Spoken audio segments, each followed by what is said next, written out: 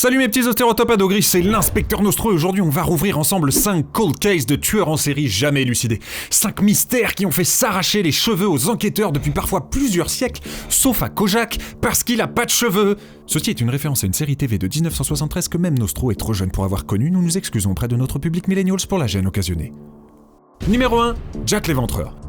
Jack l'Éventreur, tout le monde le connaît et pourtant personne ne l'a jamais attrapé. Le gars s'était spécialisé dans le meurtre barbare de prostituées à Londres à la fin du 19e. Pourtant, il aurait envoyé des lettres à la police et à la presse, mais ça n'a pas suffi.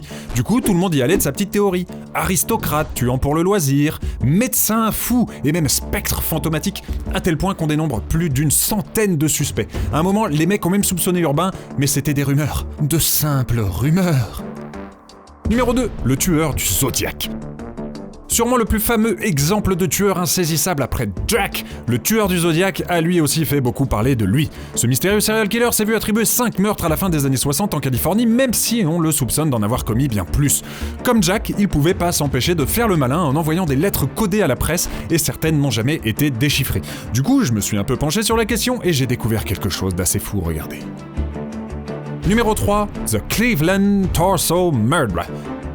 Le tueur au torse de Cleveland, oui alors c'est vrai, ça passe moins bien en français. D'ailleurs ça passe souvent moins bien en français. Je sais pas si vous avez déjà traduit par exemple les chansons des Beatles, mais entre Voilà le soleil, Les chants de fraises pour toujours et Lucie dans le ciel avec des diamants, on part pas sur quelque chose de bien bandant. Bref, le tueur au torse sévissait dans l'Ohio et comme son nom nul l'indique, il ne laissait aux enquêteurs que des torses. Du coup les soupçons se tournèrent vers un étudiant en médecine qui réussit à se faire interner pour éviter le tribunal. On peut dire que ce mec avait la tête sur les épaules. Numéro 4, Jack le Stripper.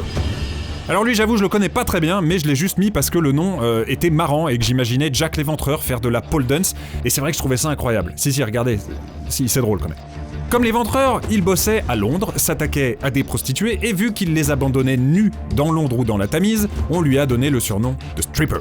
On était dans les 60s, Scotland Yard avait plus de moyens qu'au siècle précédent, mais ça n'a pas suffi.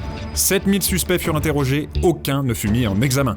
Une histoire relativement triste, c'est vrai, sauf si on repense à des tueurs en série qui font des striptease et là tout de suite, c'est rigolo. Numéro 5, le grêlé.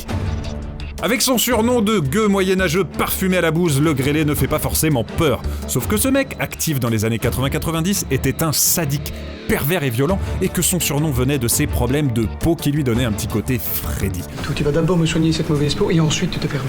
En 96, plusieurs affaires sont liées les unes aux autres suite à des analyses ADN, mais ça n'a pas permis d'identifier le coupable. Il est très probablement encore vivant aujourd'hui, puisqu'il n'avait qu'une trentaine d'années à l'époque des faits. D'ailleurs, il est même possible qu'il regarde cette vidéo. Donc si c'est le cas, bah déjà, je le pensais pas pour le truc de la bouse de vache, je m'excuse, ok. Et si tu pouvais t'abonner, liker et lâcher un petit com, ce serait parfait Macaille. Allez, je t'embrasse, ciao.